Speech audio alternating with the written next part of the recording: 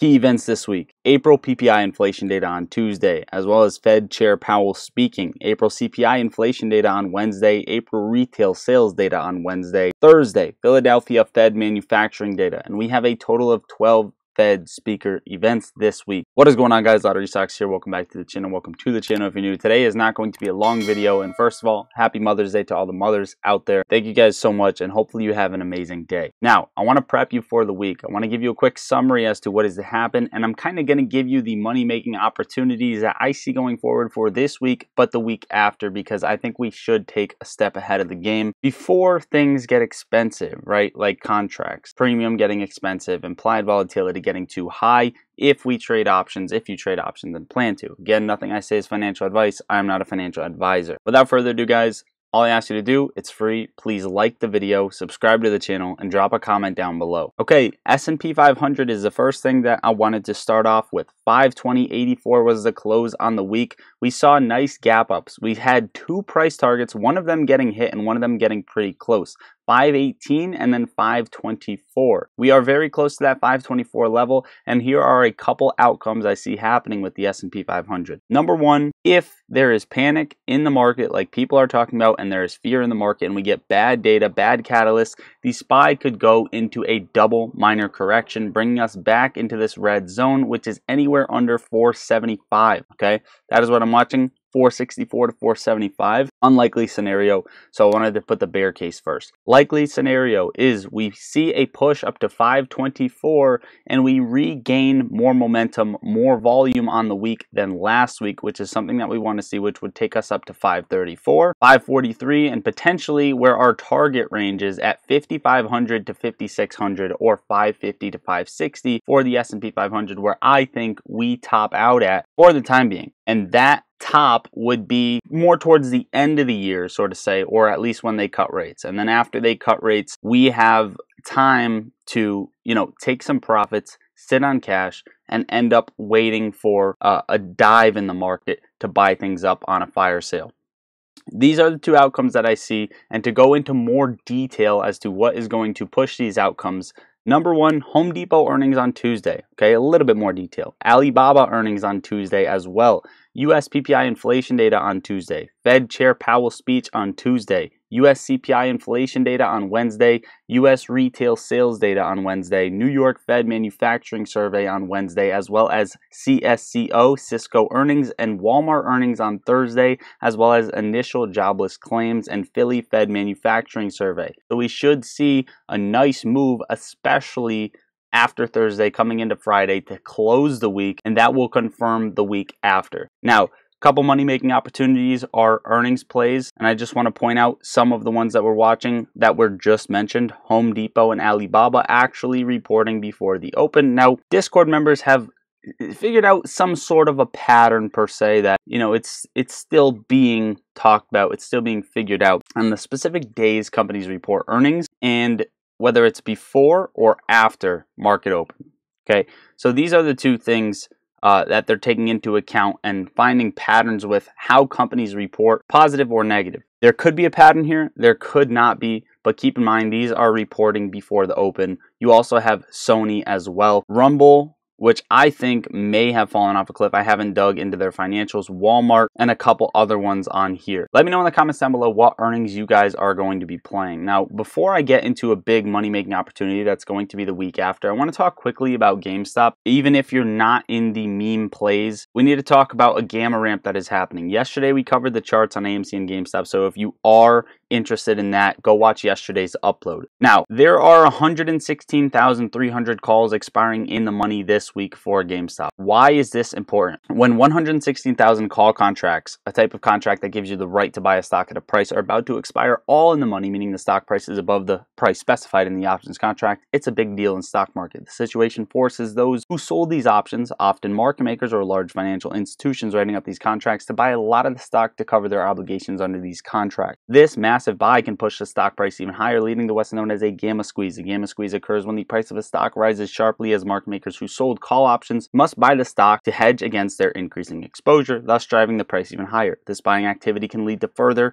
increases in stock price, often resulting in significant volatility and rapid movements. Now, why is this so important? Well, shorts do not appear to be adequately hedged for this possible gamma ramp. They now must buy millions of shares this week to cover options in the money from the run-up. Shares that are hard to find or borrow. Now, what's interesting is they are usually hedged accordingly for these type of gamma ramps. Does this mean they're going to allow it to happen? Maybe or maybe not. Someone is forcing a gamma squeeze and had already built the staircase starting at $10. They built a nice ramp to 11, 12, 13, etc. Let's find out what happens next week, which is exactly what we're going to do. This could be very well a retail trap, but I want to put it on your radar that GameStop should have more than just retail eyes on it. This should have big retail whales on it. This should have everybody's eyes that aren't in the quote-unquote meme stock craze to be looking at it, okay? Next up, Nvidia. Investing Pro fair value for Nvidia is 825, which is implying an 8.1% downside move. Why are we talking about Nvidia? Because there is 11 days to go until Nvidia releases its Q1 earnings. Now, this is important because if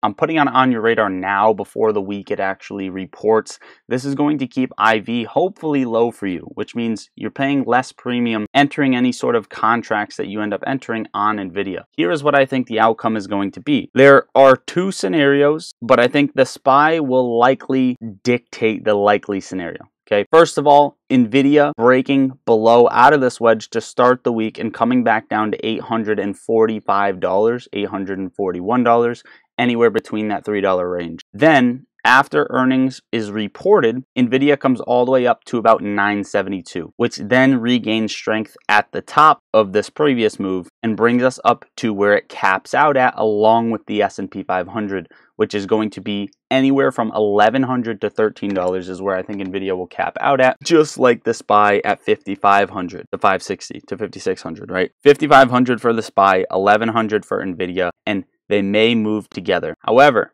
if Nvidia does have some sort of negative results, we come down potentially to 841, and then we break below this wedge and test 795 once again on Nvidia. These are the two outcomes, but either way, watch it for at least a few days this week, in my opinion, before taking an entry. That is what I would do. Let me know if you're playing Nvidia in the comments. Next up, Apple. I see some opportunity in Apple. The reason I see that is because it has come up and tested the top of the range, tried to break out on earnings, but is being pushed back into the range, all right, closing at 183.05. Now, Apple Vision Pro headsets are already half price on eBay just 3 months after launching. Take a hint. What is the hint here? The hint here is that big players are selling Apple. This is not usually a likely thing, but Apple, in my opinion, is falling behind. The narrative is shifting where you saw those years where Tesla was lagging behind the Magnificent Seven, and I think the same thing is about to happen potentially with Apple. And that's not to say that Tesla's out of the woods yet, but that is to say that big players, what their actions are, those speak louder than the words. So big players selling Apple stock for the first time in a long time, and a lot of it at the top of this range shows that this move may just be running out of steam, okay? Because if it wasn't, I would assume Apple would have capped out around 210. But we are way far from that goal. Okay, before we touch on the last couple of things, a quick station break for the Moomoo Investing app, which is the top link in the description and pinned in the top of comments. If you guys use my link, open a Moomoo account. It's a free broker that gives you access to level 2 order book data, access to trading options, going long, going short, viewing other exchanges, a customizable earnings calendar, and more as a retail trader. And make a deposit into there. You will start earning 10 free fractional shares of the Magnificent Seven. Not 1, not 4, not 5, 10 free shares. So use my link, open a Moomoo account, and make a deposit into there. Also, guys, if you want to come talk with me more often and you want to know my trades as soon as I take them, I post them in Discord. Discord is a coffee a month. It is well worth it. You guys will not regret it. Come talk with me. Come talk with the most amazing people, stocks and crypto all day long. We also have options trading alerts in there. We post our gains, post our losses. Overall, best vibes. Whether you're a beginner or advanced trader, this is the place to go. That link is also the second link in the description and pinned in the top of comments. Tesla closed at 168.47, broke below crucial support, and we want to see the week start off with Tesla holding 166.50. We've talked about that level. If Tesla holds, that's great. If we break below 166.50, we're coming right back down to 155. There's no doubt about it in my mind. Now, Tesla does have a possibility at coming back down there to that level, to that range, and holding this channel. If it doesn't hold this channel, it's going to come back to the lower channel, which is going to be around 135 to 132, and then continue to fall and show weakness in the charts. However, the likelihood of this is the less likely scenario, but not by a long shot.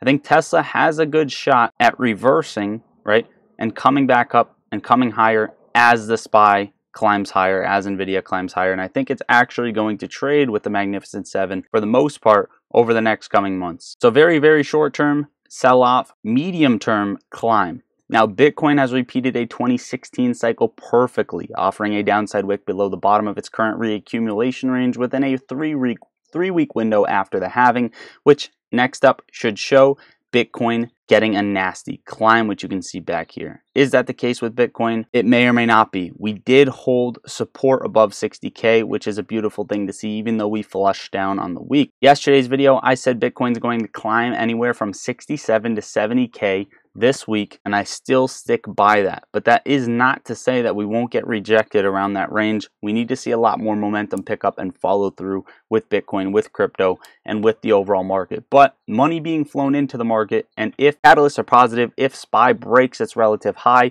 I think crypto will do the same thing. Overall, guys, hopefully you enjoyed watching or found value out of the video. Hopefully you enjoyed your weekend. Thank God for this beautiful day. Happy Mother's Day to all the mothers out there. I love you all. Lottery Socks out.